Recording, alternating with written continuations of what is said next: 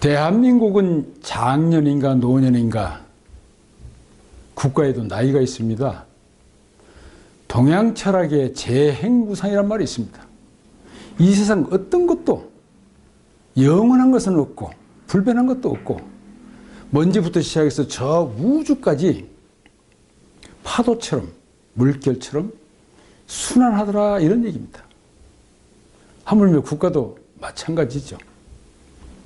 그런데 이 국가나 제국의 흥망성쇠를 놓고 세계적인 역사학자 아놀드 토인비가 어느 국가 제국이 탄생하면 성장해가지고 그 다음에 정체했다가 해체되더라 하는 4단계 성장 발전을 규정했습니다. 정리했습니다. 생로병사와 마찬가지죠. 그런데 아놀드 토인비 같은 석학도 그럼 국가를 어떻게 진단할 것이냐, 몇 살이나 먹었냐, 어떻게 해야 되느냐 그런 얘기는 별로 없어요. 근데 제가 정말로 놀라운 것은 사회학에서 본 것인데 이분 할둔이라는 사람입니다. 이 사람은 문해부흥 시절 이전 학문이 발전하기 전에 1332년에 저 북아프리카 튀니지에서 태어난 사람입니다. 그래 관료도 하고요. 또 권력 핵심에서 책사 역할도 하면서 정적들로부터 모함을 받아가지고 감옥에도 가고 또 탈옥을 한 다음에 스페인으로 망명을 가고 그때 교통수단도 별로 없었을 텐데 그 다음에 스페인에서 이집트로 또 건너갑니다. 이분 할둔이 이집트에서 세상을 떠난 해가 1406년입니다. 그 전에 제가 평생에 살아오면서 관찰하고 기록하고 통찰력을 가지고 본 세상에 대해서 유명한 책을 썼어요.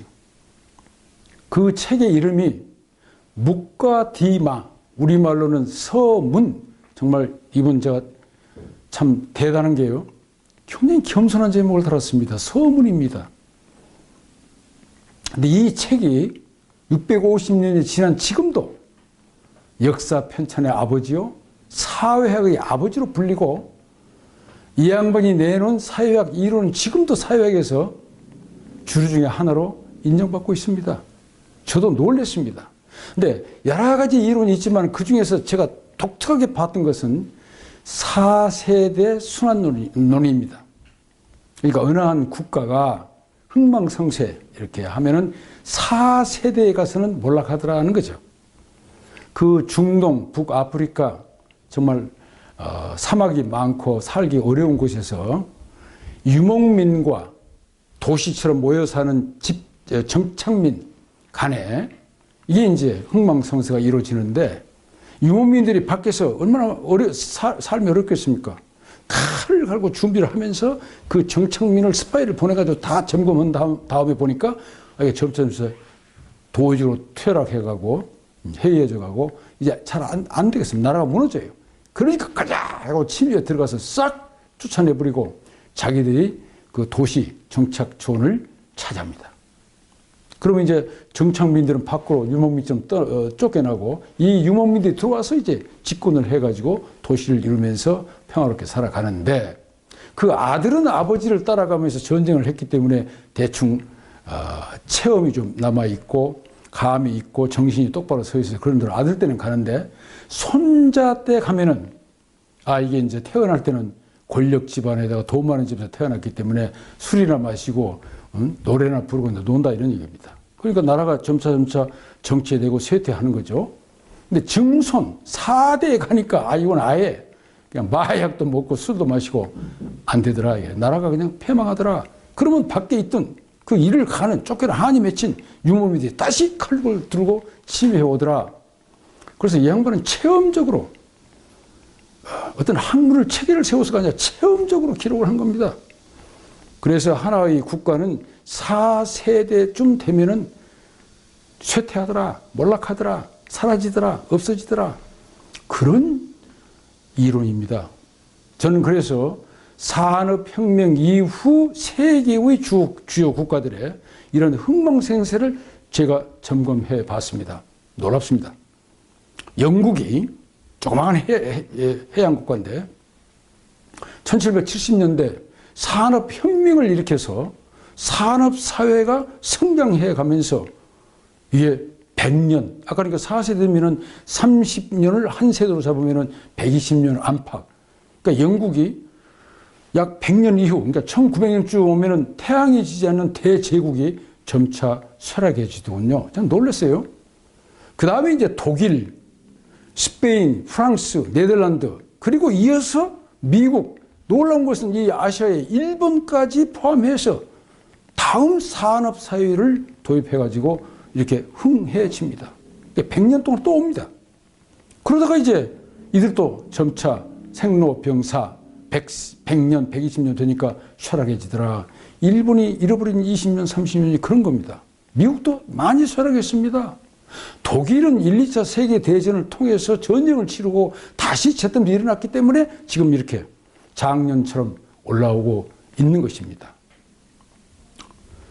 그런데 정말로 재미있는 것은 우리 대한민국이 1970년이요. 딱 제가 통계를 분석해 보니까 딱 70년 새마을운동 할 때에 산업사회를 도입합니다. 그리고 경공업 중심으로 해서 수출 주도에게 일하자 이렇게 하면서 온 정부, 온 국력이 쏟아가지고 성장해요. 그러니까 지금 나이로 따지면 50년, 51년째 딱 작년입니다. 그런데 중요한 것은 뭐냐? 유럽의 제국들은 100년, 120년 된 노년 국가라는 것입니다. 우리가 OECD 제일 늦게 가입해가지고, 이거 마치 우리가 그냥 유럽처럼 성장된 100년 이상 된 그런 국가로 착각하고 있어요. 이게 오늘 제가 여러분한테 강조하고 싶은 대목인데요.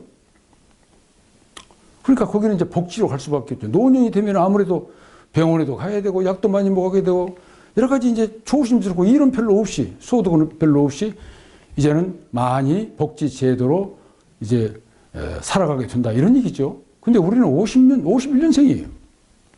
그러니까 유럽의 노년 국가를 따라가면 안 되죠. 이게 제가 오늘 말씀드리고 싶은, 여러분이 강조하고 싶은 대목인데, 참고로 중국은 1979년 등소평이 흑묘 백묘론을 제창하면서 드디어 공산국가이지만은 산업사회를 받아들입니다. 그러니까 지금 40년째 온 거죠. 그러니까 생을 막 지나다가 늙을 노자로 진입하는 단계가 지금 중국이고요. 앞으로 한 20, 30년 더 가게 될 것입니다. 그 다음에 인도가 최근 모디 수상이 들어와가지고 산업사회를 받아들이면서 생 해가지고 한참 올라가다가 이제 바이러스를 맞았습니다. 브라질도 산업사회를 받아주고 한참 잘 올라가다가 이제 그냥 바로 그냥 전호현상이 들렸고요. 러시아도 잘 나가다가 그냥 공산 조건으로 다시 회귀해가면서 자본주의 산업사회를 등한시하면서 제가 볼 때는 잘 나갈지는 제가 잘 모르겠습니다. 그 다음에 동남아시아에서는 베트남이라든가 인도네시아 이런 나라들이 산업사회를 받아들이자 해가지고 지금 막 생하면서 올라가는 단계입니다. 그래서 이분 할둔의 이 4세대 순환론은 대단히 정확하고 실용적이고 분석적이고 우리가 그 국가의 나이를 점검해 볼 수 있는 그런 도구입니다. 자, 그렇다면 다시 돌아가서 대한민국은 100세 먹은 노인 국가를 따라가면 안 되죠. 우리는 51년생이니까 포퓰리즘, 무상복지 좀 줄여야 합니다. 어떻게 할 것이냐? 제가 생각할 때 가장 중요한 것은 지도자예요. 지도자가 세계의 이런 통찰력을 가지고 방향을 제대로 잡으면서 전문가들과 집단 토론을 해가지고 국민을 설득시켜 나갈 수 있어야 된다고 봅니다. 그런 의미에서 봤을 때는 명년 대통령 선거가 대단히 중요하다. 국민 여러분이 이 사실을 아시고 정말 세계 통찰력을 가진 지도자, 국민을 설득시킬 수 있는 지도자, 복지를 스위스 생산적 복지로 바꿀 수 있는 지도자, 노사정 대타협을 이룰 수 있는 그런 힘 있는 지도자, 그런 철학을 가진 지도자를 뽑아야 됩니다. 안 그러면요, 대한민국 이미 이제 서로 이렇게 분열하고 적폐청산한다고 보복하고 진영 논리에 휘둘리면은 절대 대한민국 앞으로 갈 수 없습니다. 51년생에서 사람이 좌절할 수도 있고 쓰러질 수 있고, 예, 극단적으로는 죽을 수도 있습니다. 그래서 대한민국 운명은 다음 대통령, 다음 정부를 어떻게 뽑고 세우느냐에 따라서 운명이 갈릴 수 있다. 그렇게 방향을 제대로 잡고 꿈을 가져야 됩니다. 국민들에게 꿈을 심어줘야 됩니다. 하이 드림, 높은 꿈을 가져야 돼요. 그러면 대한민국이 높은 꿈을 가질 수 있는 것은 무엇이겠습니까? 세계 중심국으로 가는 길, 새로운 문명 기창주의를 우리 한민족 천수주기 창조하자, 이런 꿈을 세워놓고 온 국민을 다 통합하고 정치적으로 다 통합해서 전문가들, 기업들 모두 다 국론을 통일해가지고 새로운 방향을 설정하면서 높은 꿈을 세워서 신바람 나게 해줘야 돼요.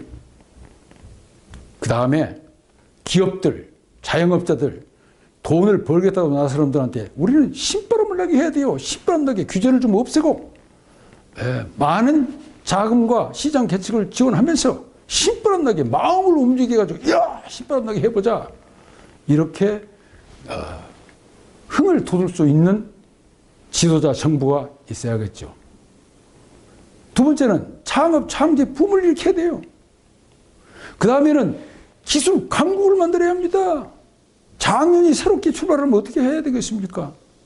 전국토를 균형적으로 개발해야 되고요. 해외 시장도 과감하게 개척해야 되고, 해외 한산과 동반 성장해야 되고, 우리 BTS 등 K-팝, 한류 문화 예술을 세계로 펼쳐나가고, 정치 통합도 스위스처럼 잘 이루면서 우리 대한민국에 한 번 다시 도약하자. 이렇게 각성을 하면서 명년부터 출발하면은 100년 아니라 150년, 120년도 우리가 갈 수 있는 위대한 국가를 만들 수 있습니다. 우리 모두 함께 꿈과 희망을 가지고 사회 변동에 대한 통찰력, 문제 해결 능력, 그냥 상식으로 하면 안 돼요. 신바람 나게 할 수 있는 능력으로 새로운 대한민국의 위대한 시대, 새로운 한민족의 위대한 시대, 새로운 꿈을 가진 장년의 위대한 시대를 열어갑시다.